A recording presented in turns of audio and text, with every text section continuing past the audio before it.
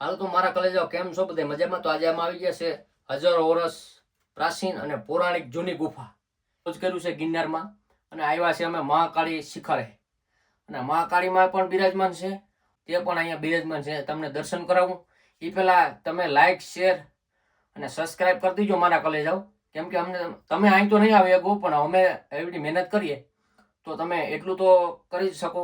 હવે તમને મહાદેવના દર્શન કરાવું.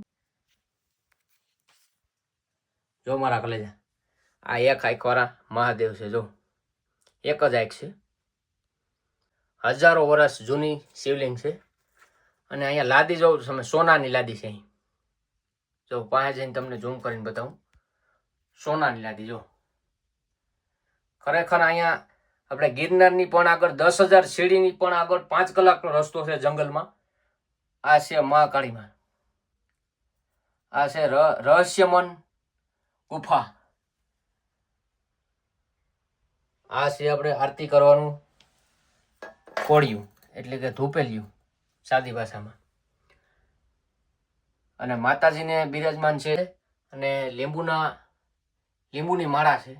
જો તમે, અને આ ગુફા જો તમે અંદર જાય છે, તમે આ તમારી જિંદગીમાં નહીં જોઈ હોય, અને તમારી જિંદગીમાં તમે અહીં આવ્યા પણ નહીં હોય. અને અહીંયા એસી જેવી ઠંડક આપે હો મારા કલેજા. આ એકવાર તમે આવો ને, એસી જેવી ઠંડક આપે આ ગુફામાં.